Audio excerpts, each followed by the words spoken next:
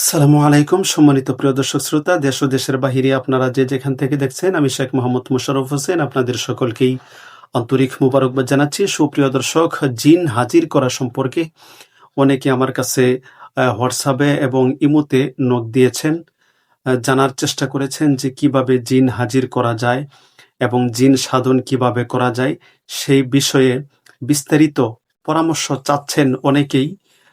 নিয়মিত প্রায় প্রতিদিন আমাকে এভাবে মেসেজ দিয়ে যাচ্ছেন, অনেকেই কমেন্ট করছেন এবং হোয়াটসঅ্যাপেও অনেকে কল দিচ্ছেন, ইমোতে অনেকে কল দিচ্ছেন, মেসেজ দিচ্ছেন। এখন আপনাদেরকে এই জিন সাধন করা সম্পর্কে যে পরামর্শটা আপনাদেরকে দিব, এই বিষয়ে আপনারা খুব লক্ষ্য করে শুনবেন আমি কি বলি।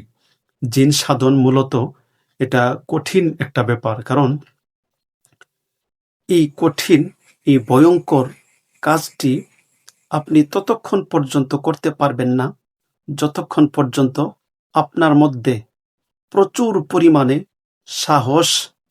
সাহসী শক্তি যেটাকে বলে, মানে এক প্রকারের শক্তি আছে শারীরিক শক্তি, ঠিক আছে? একটা হচ্ছে শারীরিক শক্তি, আরেকটা হচ্ছে সাহসী শক্তি।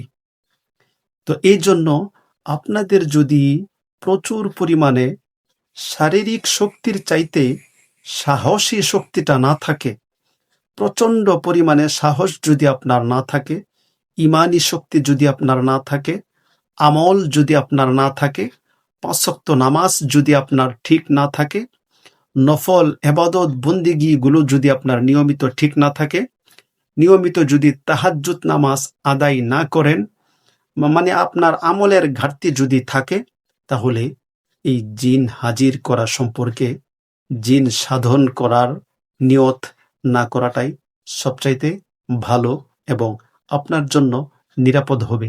কারণটা হচ্ছে এই জিন সাধনের ব্যাপারটা অত্যন্ত কঠিন একটা বিষয়। এই জন্য যাদের সাহস নাই এই জিন সাধন বা জিন বশ করার জন্য, এই কাজগুলো কখনো আপনারা করতে যাবেন না, কারণ সাহস ছাড়া এই কাজে সফল হওয়ার সম্ভাবনা নাই। কারণটা হচ্ছে আপনি যখন জিন সাধন করার তদবিরগুলো শিখে, জিন হাজির করার তদবিরগুলো শিখে আপনি আপনার কাজ উদ্ধার করতে চান, আপনার মনের আশা পূর্ণ করতে চান, তখন প্রচুর সাহসিকতার সাথে যদি আপনি জিন সাধনের আমলটা না করতে পারেন, তাহলে আপনার পাগল হয়ে যাওয়ার সম্ভাবনাটাই সবচেয়ে বেশি।